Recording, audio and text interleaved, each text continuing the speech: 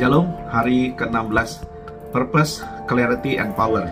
Purpose, Clarity, and Power. 3 kata ini saya dapatkan ketika merenungkan Tuhan Yesus. Sebelum memulai pelayanannya, Tuhan Yesus dalam wujud manusia memulai dengan puasa. Sebelum Tuhan Yesus memulai pelayanannya, Tuhan Yesus memulainya dengan puasa. Dan oleh karena puasa yang Tuhan Yesus lakukan, Tuhan Yesus memulai pelayanannya dengan purpose, clarity, and power. Dengan tujuan atau alasan, lantas dengan kejernihan, kejelasan, tidak blur, tegas, jelas, dan dengan kuasa. Mari buka Lukas 4 ayat 1-2 ya. Tetap semangat, sedikit lagi kita akan menyelesaikan pertandingan, dan dari sini Anda akan belajar bahwa ada purpose, clarity, and power yang akan kita dapatkan lewat puasa ini. Lukas 4 ayat 1-2, Yesus yang penuh dengan Roh Kudus kembali dari sungai Yordan. Jadi ini Tuhan Yesus sebelum memulai pelayanannya, lantas dia mengikuti semua hukum Taurat, mengikuti semua perintah Bapa untuk kemudian juga dibaptis. Setelah dibaptis penuh dengan Roh Kudus, lantas Roh Kudus yang memenuhi Yesus membawa dia kembali dari semua Yordan, lalu dibawa oleh Roh Kudus ke padang gurun. Di situ ia tinggal 40 hari lamanya dan dicobai iblis. Tuhan Yesus di padang gurun 40 hari ngapain? Selama di situ ia tidak makan apa-apa, dan sesudah waktu itu ia lapar. Tuhan Yesus tidak makan. Dengan kata lain, Tuhan Yesus menyepi, menyendiri, bercakap-cakap dengan Bapanya, berdoa puasa. Tapi doa puasa Yesus 40 hari itu tidak makan. Bukan, tidak dikatakan tidak minum. Tuhan Yesus tidak makan apa-apa, dan setelah 40 hari Tuhan Yesus lapar, bukan haus ya. Jadi saya tidak rekomen kalau ada orang mau melakukan doa puasa 40 hari 40 malam tanpa minum. Saya sangat tidak rekomen. Saya sangat tidak recommended. Itu sangat berbahaya, kecuali Anda dapat penglihatan dari malaikat atau apa, tapi itu sangat tidak saya sarankan. Karena Tuhan Yesus pun hanya tidak makan saja dalam wujud manusianya. Karena manusia bisa hidup sekitar 40 hari tanpa makan, 30-40 hari, tetapi tidak bisa tanpa minum. Seminggu, 6 hari, 5 hari, keadaan tubuh kita berbahaya kalau tanpa cairan ya. Itu saudara-saudara. Jadi Tuhan Yesus di situ berpuasa. Ketika puasa berakhir, ketika pencobaan-pencobaan yang Tuhan Yesus alami lewat iblis selesai, ini yang terjadi dengan Tuhan Yesus. Lukas 4 ayat 14-15. Lukas 4 ayat 14-15 bilang begini. Dalam kuasa roh kembalilah Yesus ke Galilea, dan tersiarlah kabar tentang dia di seluruh daerah itu. Sementara itu ia mengajar di rumah-rumah ibadat di situ, dan semua orang memuji dia. Saya suka banget ayat 14, saya baca dalam versi bahasa Inggris, versi NLT. Then Jesus returned to Galilee, filled with the Holy Spirit's power. Reports about him spread quickly through the whole region. Nah, saudara-saudara, ketika Tuhan Yesus berpuasa, dan ketika saudara berpuasa, ketika kita berpuasa, karena Tuhan Yesus adalah guru kita, dan kita adalah muridnya, apa yang dia lakukan, kita tiru. Apa yang dia ajarkan, kita lakukan. Apa yang dia pesankan, yang dia contohkan, kita ikuti, saudara-saudara. Setelah Tuhan Yesus melakukan puasa, dan ketika dia mulai pelayanannya, maka saya melihat yang pertama, berkat nomor 1 yang didapatkan setelah Tuhan Yesus puasa adalah purpose, adalah alasan.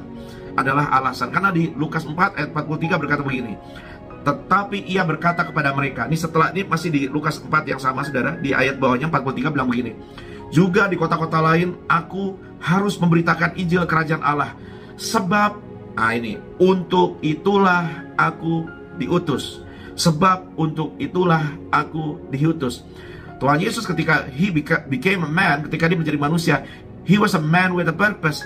He was a man with a mission. Dia adalah seseorang dengan misi. Dia adalah seseorang dengan tujuan yang clear, yang jelas, saudara. Tuhan Yesus ngerti. Karena gini, kalau kita hidup nggak punya purpose, nggak punya tujuan, nggak punya alasan untuk hidup, maka orang yang nggak punya purpose, hidupnya nggak fokus. Orang yang nggak punya purpose, hidupnya nggak punya tujuan. Orang yang nggak punya purpose, nggak punya tujuan, hidupnya tanpa arah. Ya, pokoknya asal gelinding wae, sekolah, pacaran, kuliah, kerja. Nggak tahu mau kemana gitu. Cuma hidup itu hanya untuk menghabiskan umur, waktu, dan uang, dan tenaga. Makanya banyak orang yang tanpa purpose begini gampang bunuh diri. Karena dia tidak punya alasan untuk hidup. Dia tidak punya alasan untuk hidup. Sedangkan kita belajar dari Tuhan Yesus, kita sadar kita diciptakan itu dengan maksud ilahi. Dan kita lahir di jagat raya ini dengan tujuan ilahi. Kita hidup punya tujuan.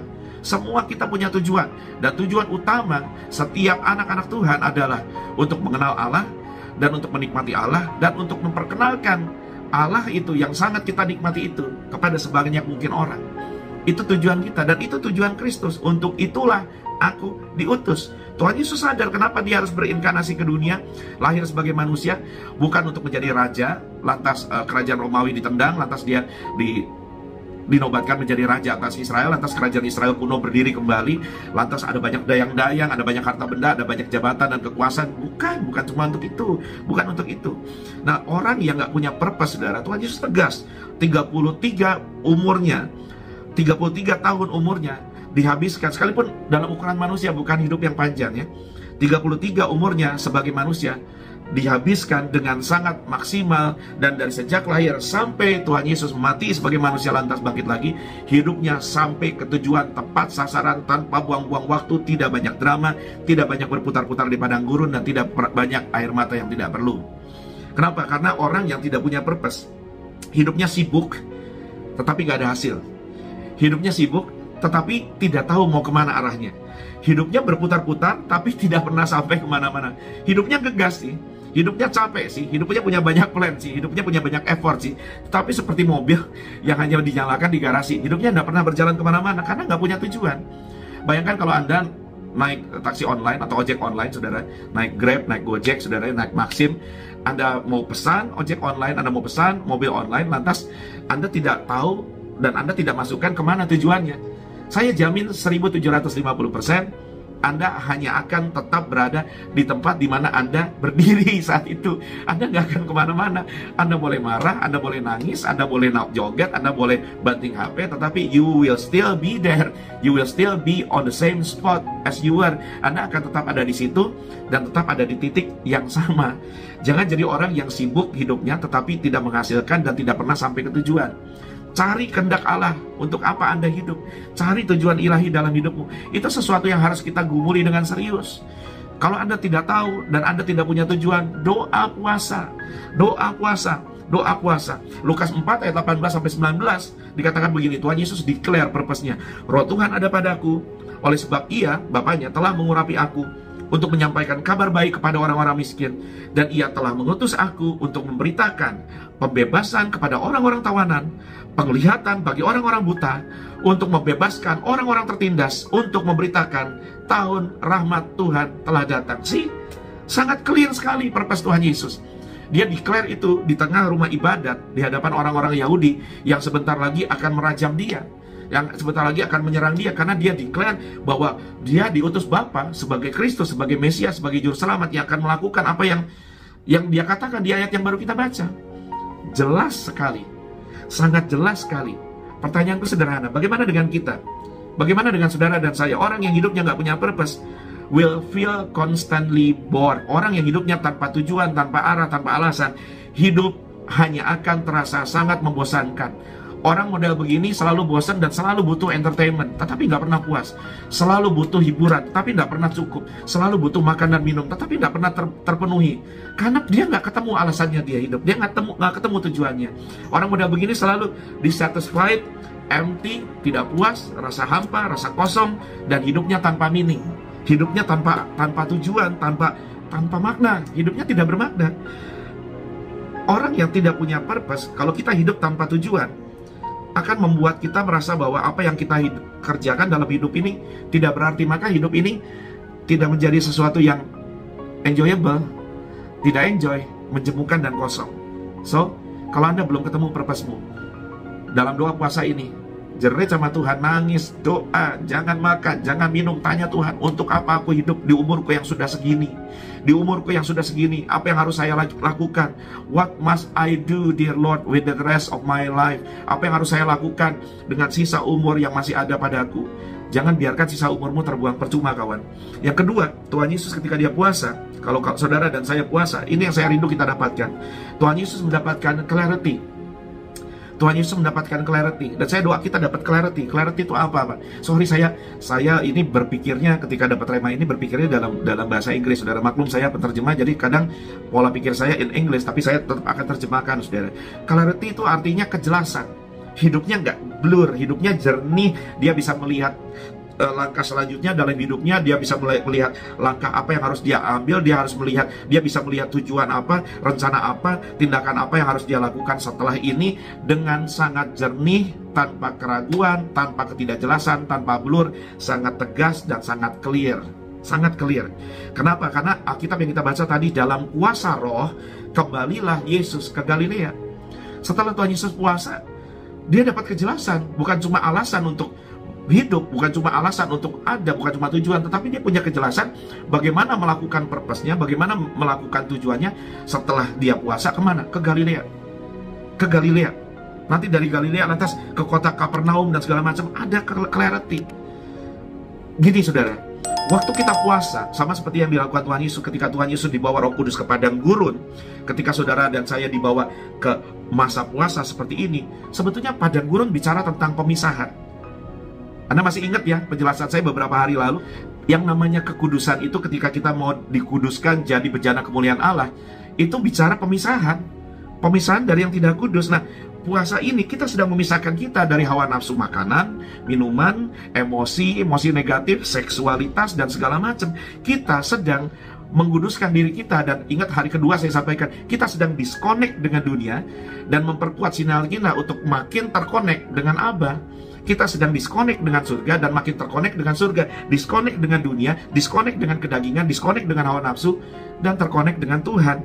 Dan dengan doa puasa ini, sinyal kita kuat lagi, sinyal kita jelas lagi. Ada clarity, ada clear, ada kejelasan, ada kejernihan dalam memandang rencana apa yang harus kita lakukan setelah ini. Setelah kita puasa, hidup berlangsung terus. Jangan biarkan hidup gelinding wae tanpa arah, tanpa tujuan, dan tanpa kejelasan. Dengan pemisahan dan puasa, kita sedang mengosongkan diri kita. Tuhan Yesus sedang mengosongkan dirinya. Dan kita sedang mengosongkan diri kita dari segala distraction, dari segala gangguan yang mengganggu konsentrasi kita. Notifikasi gadget lah, email lah, hiburan lah, teman-teman nongkrong lah, makanan, minuman, film, dan segala noises, segala suara-suara bising di dunia ini yang memenuhi pikiran kita dan berebut untuk mencari fokus kita, berebut untuk mengambil, merampas kejelasan kita, sehingga hidup kita jadi nggak jelas, hidup kita jadi blur.